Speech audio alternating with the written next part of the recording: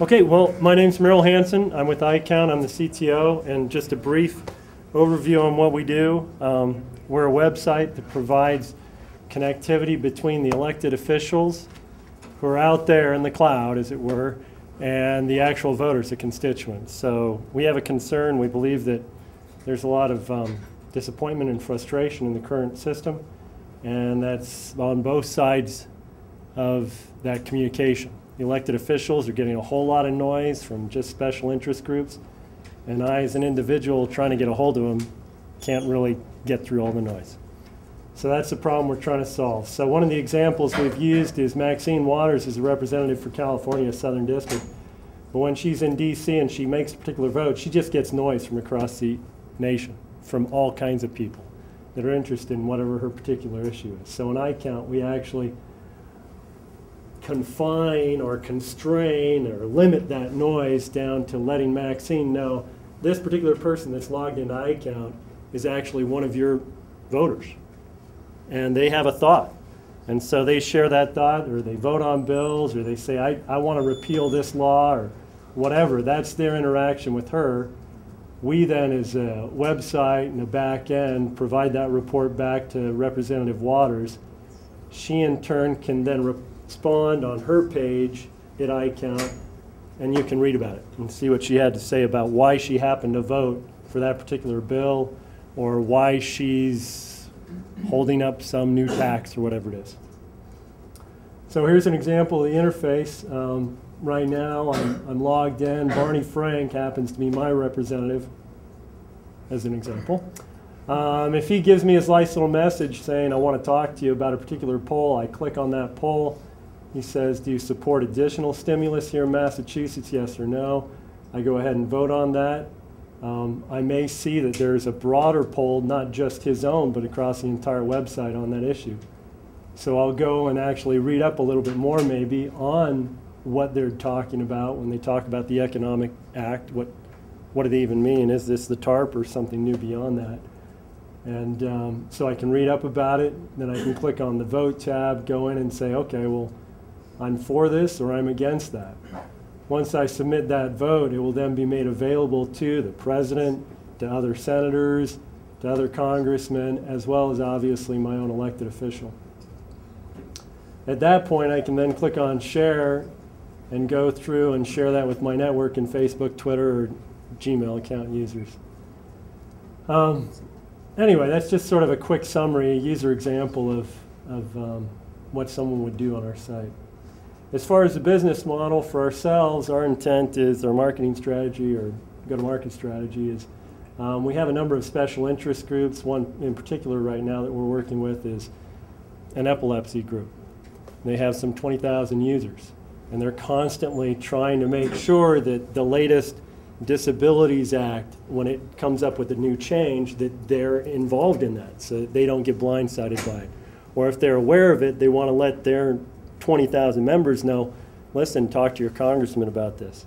So our particular groups get involved. They want to share the message with their users. We also happen to have a couple of political candidates right now who are running for office. They've put into our external database, the Get Out the Vote tool that we've got, the 1.5 million voters in the state of Utah. They've got them loaded on our system because they're actually calling a group of those people that they believe are going to be the ones that are going to be motivated to get to the polls. So they've got a whole Get Out the Vote campaign.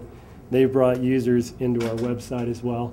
And then general PRs, we share the messages with other groups around through the Facebook and Twitter and other accounts. Friends can now invite through their Gmail addresses. They can do a group invitation into their groups.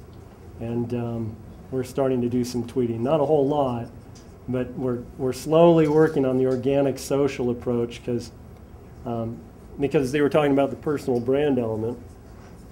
And the idea is to not go out with just a knee-jerk reaction on this particular issue and you got to get on the Tea Party wagon. Instead, iCount itself is a neutral platform. And so we're trying to provide that environment where either side or a whole new side can come on board and just share their interests. Revenue model, we can talk a little bit about that. here on this page that we talked about earlier, the Stimulus Act, right up here in this corner, this is actually a direct call to action. Lobbying groups are very interested in that. Right now they pay up to $10 per phone call just to have someone make a phone call. So they spend hundreds of thousands of dollars. Actually, the total aggregate number for lobbying in a non-presidential year is approximately $5 billion that they spend on lobbying. On a presidential year, it gets to be closer to 10 billion. Anyway, just standard targeted banner ads. The idea of this targeted banner ad is that because you came to look at the economic issues, we'll show to you specifically economic ads, and not what you just get at Facebook, which is who knows what those ads are on the right-hand side.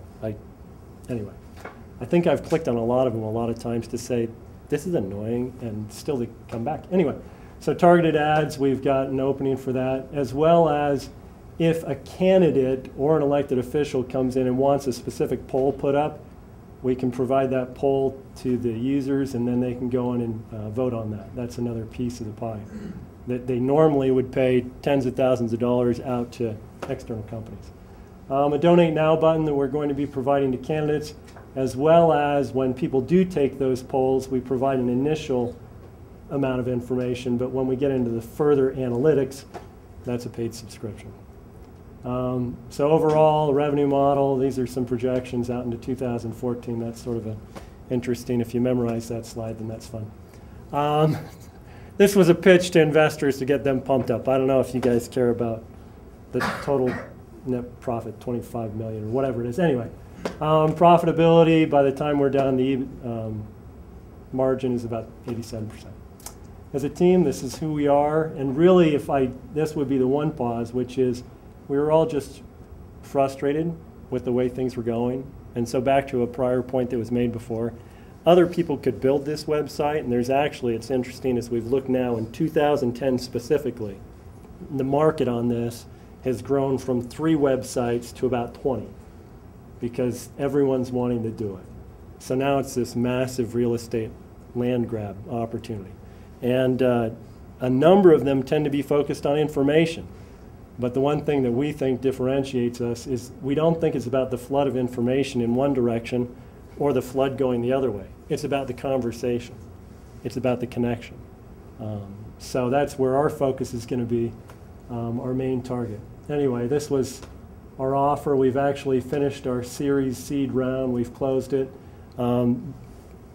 Dr. Richards in the back is involved in that, and he's one of the last checks that we're waiting on. Yeah, so anyway, send an email, Dave. I have the wire instructions.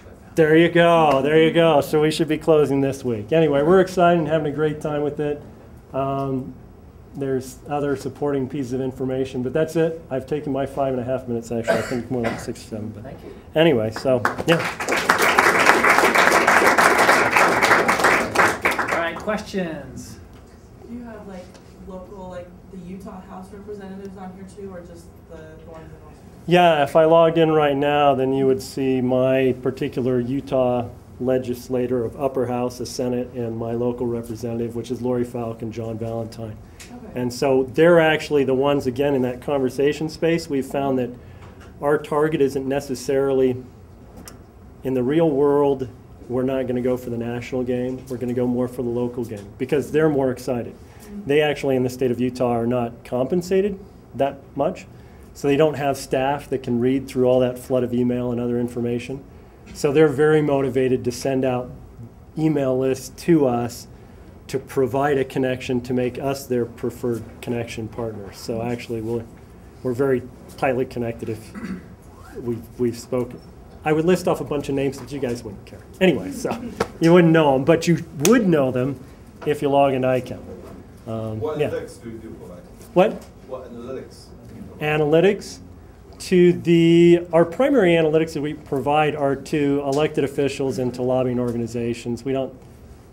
Most users will provide the bigger percentage numbers that said this voted yes, this voted no, but we don't see that as being something that they've asked for yet. Yeah.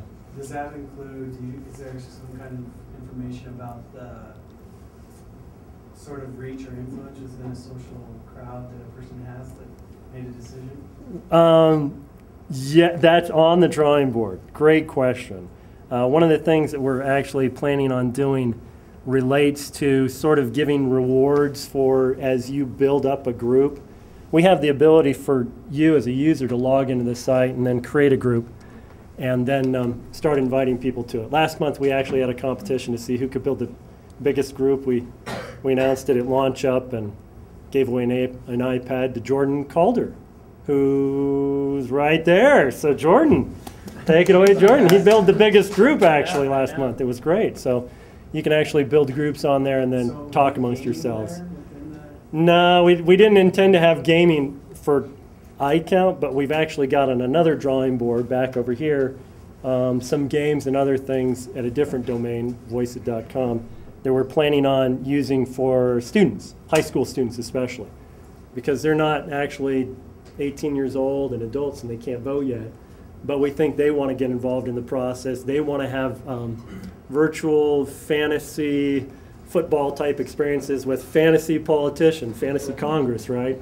Where you say, which of my congressmen were actually the most active, and they get to diss each other to say, yours is a worthless congressman because he doesn't even do anything.